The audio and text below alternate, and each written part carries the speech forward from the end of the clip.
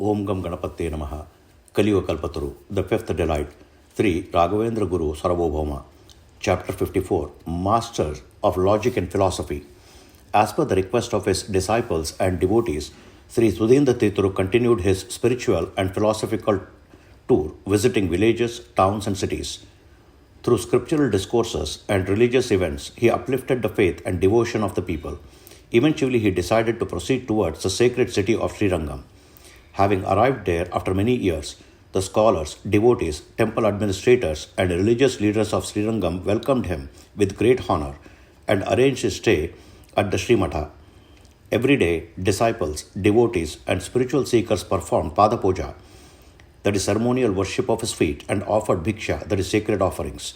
They felt blessed to partake in the worship of Sri Moolarama Devaru, receive the divine Tirtha Prasada, and participate in the Mantra Mudradharana, that is ritual insignia bestowal, and Guru Upadesha, that is spiritual teachings. The Matha was a center of continuous scholarly discourses. Daily learned scholars delivered lectures on the Bhagavad Gita, Ramayana, Vedas, Upanishads, and other scriptures. Brahmins from different philosophical traditions, that is Trimata Sthapana, that is Dvaita, Advaita, and Visishtadvaita, and devotees from all four Varnas participated eagerly, receiving the blessings of Sri Sudhindra Tirtharu. One evening, as Sri Sudhindra Tirtharu sat conversing with the scholars, a staff-bearing attendant entered and informed him, Mahaswami, a distinguished scholar from Kashi has arrived with his disciples. He wishes to have your darshan and is waiting outside. Hearing this, Sri Sudhindra Tirtharu warmly instructed Narsimha, welcome the scholar with due honor and bring him inside. Narsimha Acharya promptly went out to receive the Kashi scholar and his entourage and led them into the Guru's presence. The Kashi scholar was a towering figure, possessing long arms and radiating immense scholarly brilliance.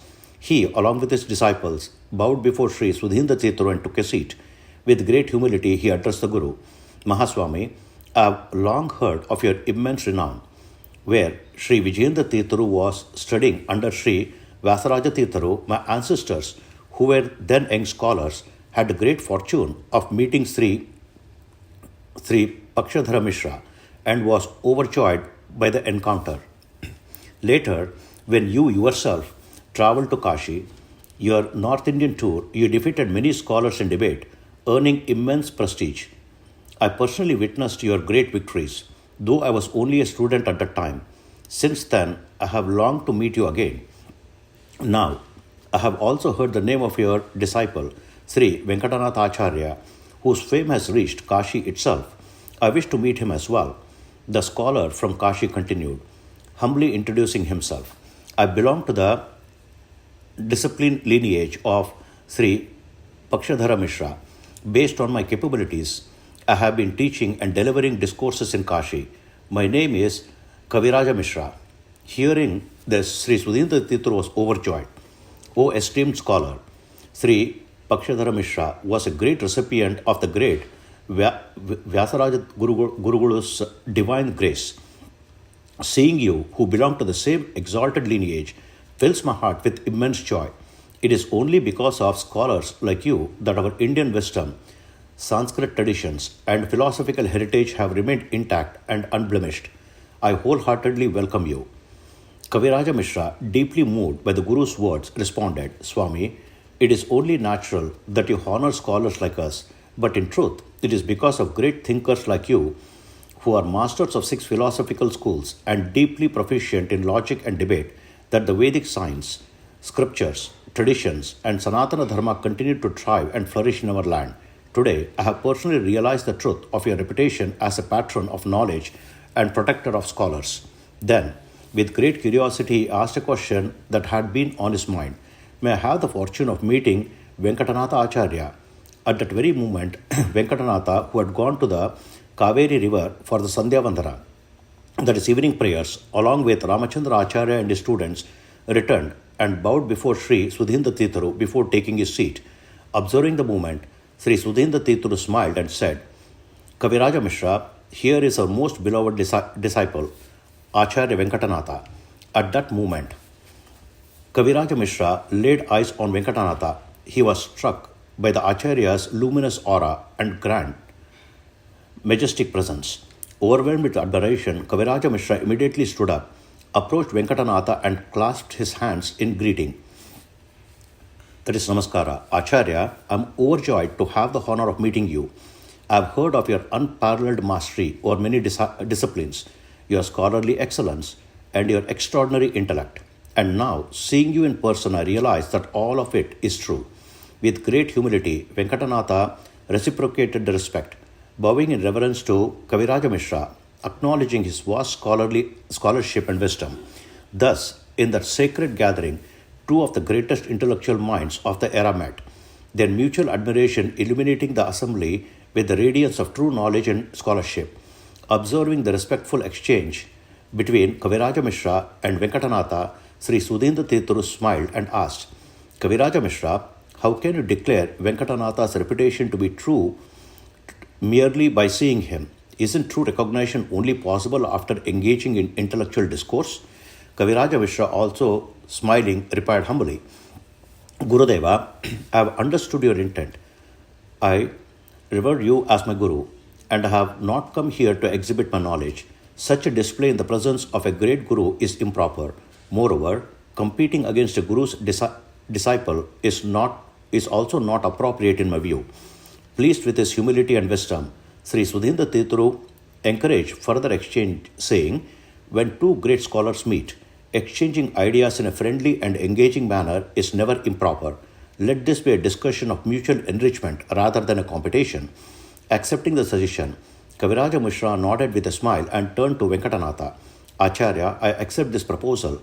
Which scriptures shall we discuss?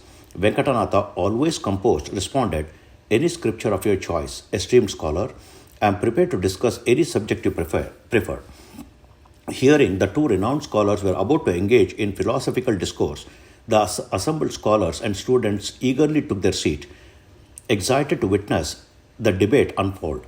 To begin, Kaviraja Mishra initiated the discussion by presenting a well-known argument from Nyaya Shastra on the definition of universe.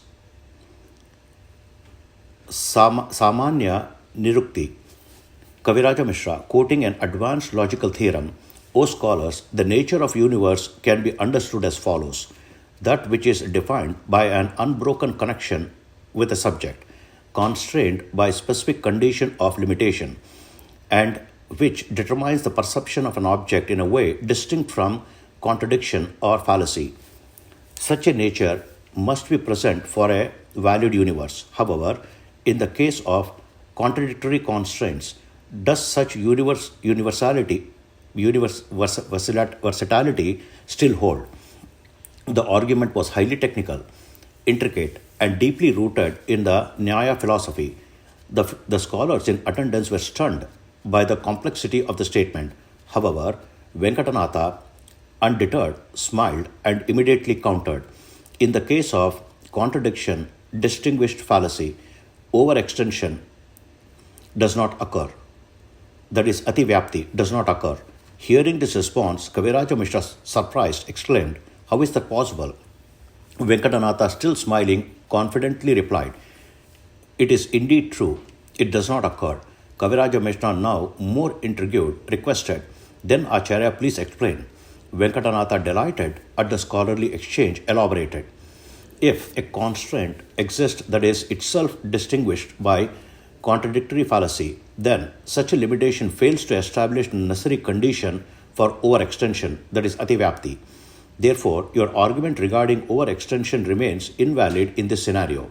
Hearing this, Kaviraja Mishra nodded in acknowledgement but was not ready to concede just yet.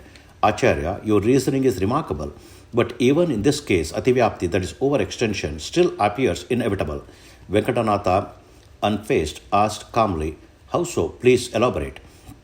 Kaviraja Mishra then responded, in the case of dependent positions, that is Sannati Paksha, to avoid overextension, the constraints on subjectivity must be redefined by introducing a new level of distinction in cognition. Yet even then, ativyapti still arises. The scholarly audience, already captivated, was now in awe. The depth of philosophical reasoning, precision of logic, and the clarity in argumentation displayed both scholars was extraordinary. Would Venkatanatha counter this new point? The assembly waited in eager anticipation, realizing they were witnessing one of the greatest intellectual duels in Nyaya philosophy. Kaviraja Mishra, determined to uphold his argument, firmly asserted that Ativyapti, overextension, does indeed occur in Bhada Vishishta Vyabhichara, that is, fallacy distinguished by contradiction. In response, Venkatanatha defended his counter argument, demonstrating in multiple ways that Ativyapti does not arise in the given context. Both scholars were exceptional logicians, deeply rooted in Nyaya Shastra. Their debate grew more intricate, each supporting his stance with increasingly sophisticated logical structures. As the verbal duel continued for over an hour, neither position could be decisively proven superior. The debate, unprecedented in its depth and rigor, captivated the entire gathering. The assembled scholars, filled with joy, applauded the brilliance of both debaters, unable to look away, eager to see how the discussion would conclude. Sri Sudhindra Titru, observing the extraordinary display of intellect and reasoning, was absorbed in pure bliss, marveled at the profound wisdom of his disciple and the esteemed scholar from Kashi. Sensing the time was right to conclude the debate with a definitive argument, Venkatanatha decided to take a different approach. Instead of prolonging the discussion, he subtly sought his Guru's blessings with a glance, acknowledging Sri Sudhindra Tirthu's silent encouragement.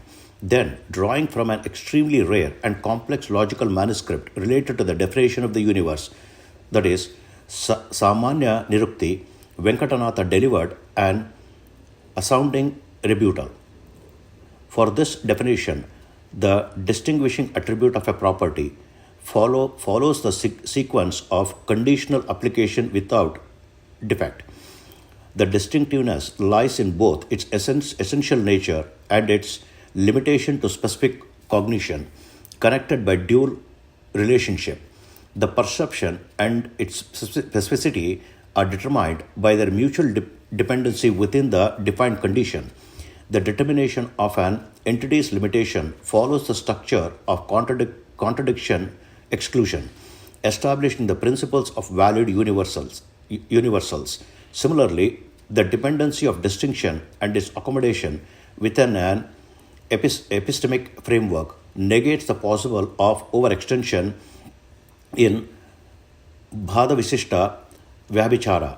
Thus, Ativyapti cannot logically arise in this case, making the Purva Paksha untenable. The sheer brilliance and precision of Venkatanatha's logical structure left the assembly stunned. His arguments demonstrated any remaining ground for dispute, making it impossible to counter. Hearing this unprecedented level of logical articulation, the entire audience erupted in admiration, exclaiming, "Excellent, excellent."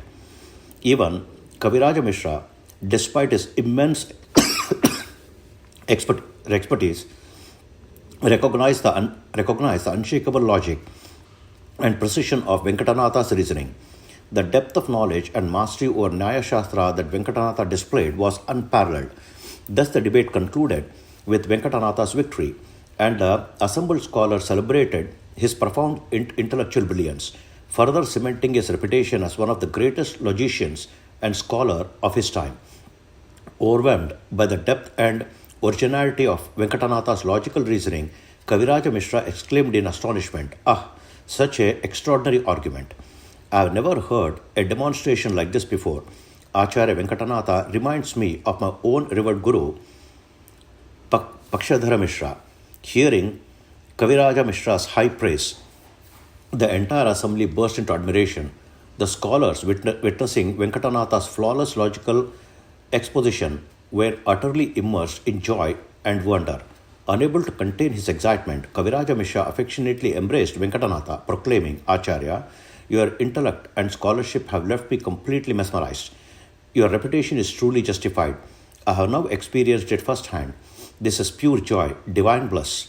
Then, bowing before Shri Sudhindra Tirthu, he expressed, "Swami, if a scholar of Venkatanatha Acharya's brilliance resided in Kashi, the learned community there would have carried him on a royal elephant and honored him with an Abhisheka procession. Embarrassed by Mishra's extravagant praise, Venkatanatha bowed humbly before his Guru and said, I am still a student, just an ordinary disciple among my Guru's many students. Sri Sudhindra Tirthu, filled with affection, blessed him. Still humbled, Venkatanatha turned to Mishra and said, Swami, even the grandest processions and Abhisheka ceremonies on an elephant are insignificant compared to the blessings and grace of my Guru. Sri Sudhindra Tirthu, moved by Mishra's sincerity and magnanimity, smiled and said, Mishra, not only are you a great scholar, but you also possess a noble heart and the ability to recognize greatness in others. May Lord Narayana bestow you with prosperity and wisdom. As a gesture of honor, the Guru presented Kaviraja Mishra with a pair of silk shawls, a silver vessel set, that is Panchapatra and Tambige, gold coins, that is Suvarna Varaha. Additionally, Mishra's disciples were also honored with appropriate gifts, filling them with happiness. Finally, Sri Sudhindra Tirthu draped a silk shawl over Venkatanatha, formally recognizing his intellectual victory and exalted scholarly status. After receiving the Guru's blessings, Kaviraja Mishra and his disciples took leave with deep reverence. For one entire month, Sri Sudhindra Tirthu continued his spiritual and philosophical discourse series at Srirangam, enriching the people with Tattva Dharma teachings. His presence elevated the knowledge and devotion of the entire region. Upon completing his stay, he resumed his travels, uplifting the masses with wisdom and spiritual guidance. His next stop was Ramachandrapura Agrahara, where he continued his mission of spreading divine knowledge and uplifting society. Hari Om. Om Sri Krishnarpanamastu.